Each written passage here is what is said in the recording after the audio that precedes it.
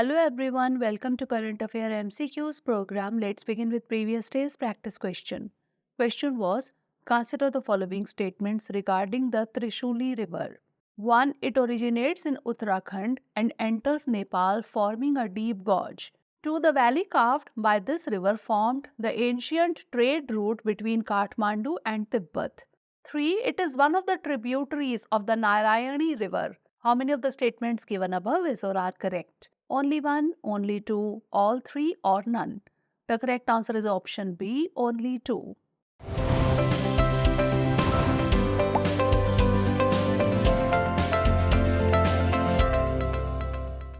Trishuli River originates from Girong County in Tibet, where Kirong Sangpo and the Lende Khola rivers join to form Trishuli River. Hence, statement 1 is not correct. It passes through a deep gorge before entering Rasuwa Gadhi, Nepal-Tibet border. The valley carved by this river formed the ancient trade route between Kathmandu and Tibet. Hence, statement 2 is correct. It is one of the tributaries of the Narayani river, that is Gandak river, in central Nepal. Hence, statement 3 is correct. Hence, option B is the correct answer. Now, let's begin today's episode. First question is, which one of the following best describes a hung parliament? A parliament where no single political party wins a majority in the lower house. A parliament where all decisions are made by a single ruling party. A parliament that only meets during emergency situations, or a parliament that is dissolved and re-elected every year. The correct answer is option A, a parliament where no single political party wins a majority in the lower house. A hung parliament is when no single political party wins a majority in the lower house. It is also known as a situation of no overall control. The first hung parliament in India happened in 1989 in the general elections, since no party had a majority of seats in the Lok Sabha. When this situation occurs, the government has three choices left: form a coalition government, form a minority government, or conduct re-elections. Hence, option A is the correct answer. Next question regarding the motion of confidence in the parliament, consider the following statements. 1. It is a legislative device to cope with the emerging situations of fractured mandates resulting in a hung parliament. 2. The governments formed with narrow majority prove their majority on the floor of the House only when called upon by the President. Select the correct answer using the code given below. 1 only, 2 only, both 1 and 2, or neither 1 nor 2. The correct answer is option A, 1 only.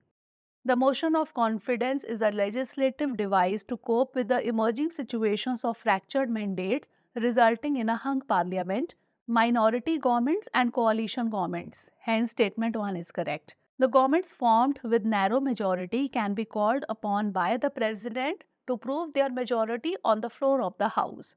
The government of the day sometimes on its own seeks to prove its majority by moving a motion of confidence and winning the confidence of the House. Hence, statement 2 is not correct. Hence, option A is the correct answer.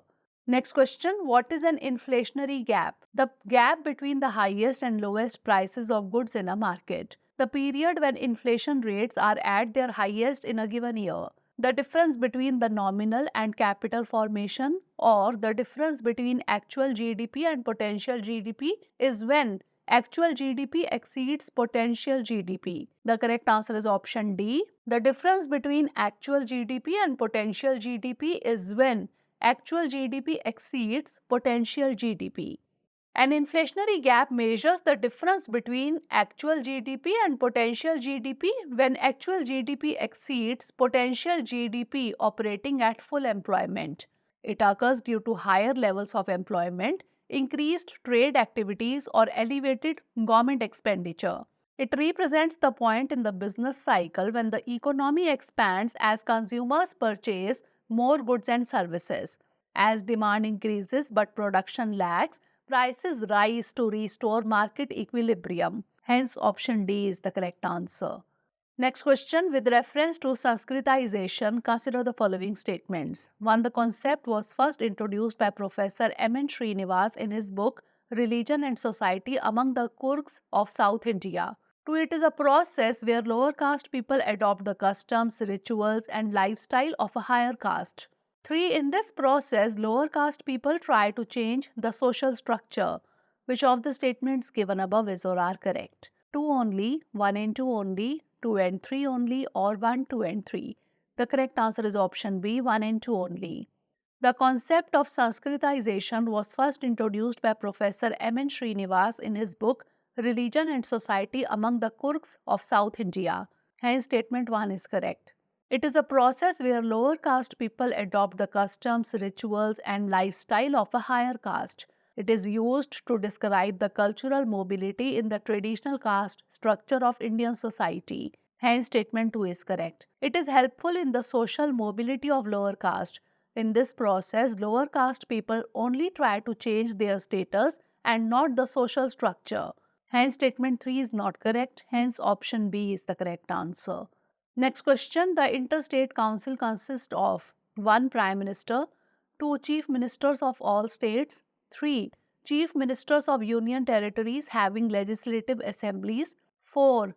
8 Union Cabinet Ministers, 5. Administrators of Union Territories with legislators.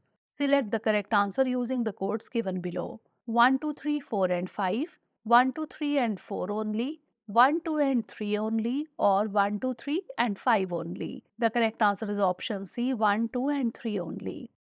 Interstate Council. The Sarkaria Commission on Center-State Relations 1983 to 88 made a strong case for the establishment of a permanent Interstate Council under Article 263 of the Constitution. It consists of the following members: Prime Minister as the chairman, Chief Ministers of all the states, Chief Ministers of Union Territories having legislative assemblies, Administrators of Union Territories not having legislative assemblies, Governors of states under the President's rule, and 6 Union Cabinet Ministers, including the Home Minister, to be nominated by the Prime Minister. Hence, option C is the correct answer.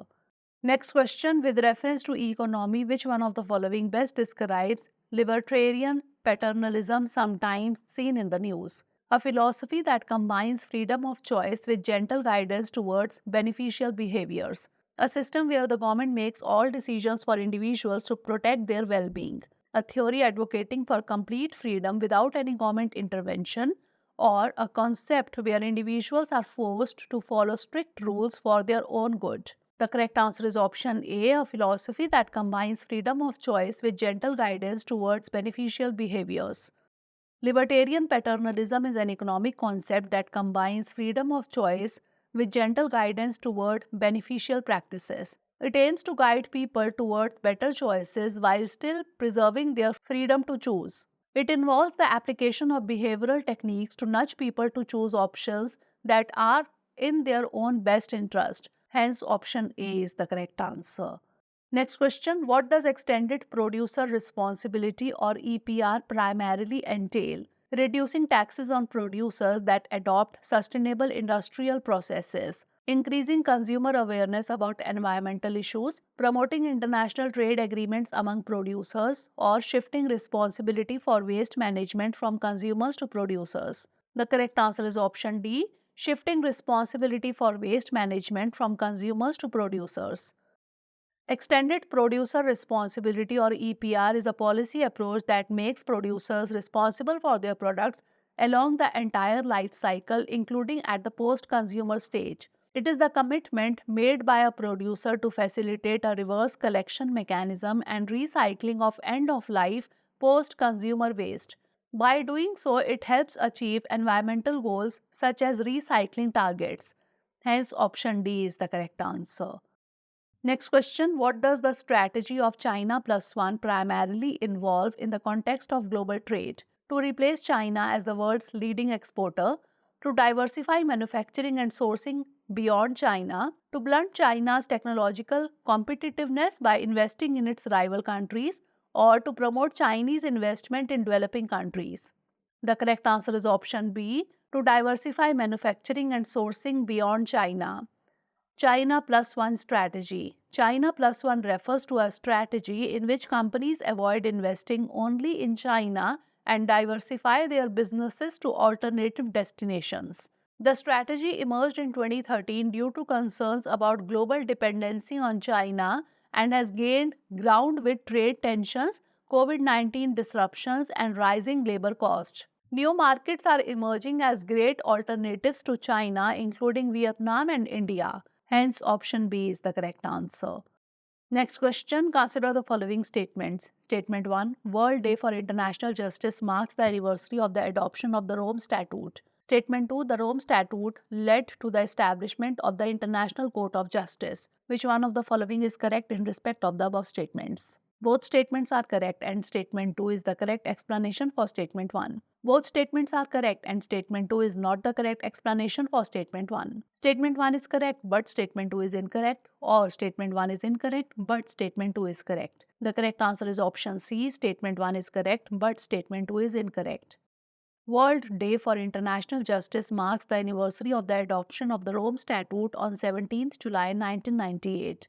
Hence, statement 1 is correct. The Rome Statute led to the establishment of the International Criminal Court. ICC seeks to protect people from genocide, crimes against humanity, war crimes, and the crime of aggression. Hence, statement 2 is not correct. Statement 1 is correct, but statement 2 is incorrect. Hence, option C is the correct answer. Last question. Consider the following statements regarding Samagra Shiksha Abhiyaan.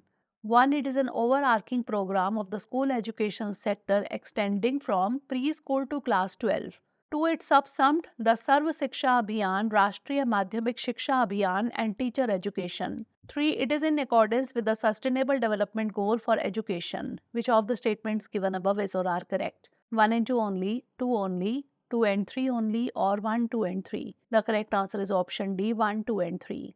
Samagra Shiksha Abhiyaan is an overarching program for the school education sector extending from preschool to class 12. It envisages the school as a continuum from preschool, primary, upper primary and secondary to senior secondary levels. Hence, statement 1 is correct. It subsums the three erstwhile schemes of Sarva Shiksha Abhiyaan, that is SSA, Rashtriya Madhyamik Shiksha Abhiyaan, that is RMSA, and teacher education TE. Hence, statement 2 is correct. The vision of the scheme is to ensure inclusive and equitable quality education from preschool to senior secondary stage in accordance with the Sustainable Development Goal for Education, that is SDG 4, quality education. Hence, statement 3 is correct. Hence, option D is the correct answer.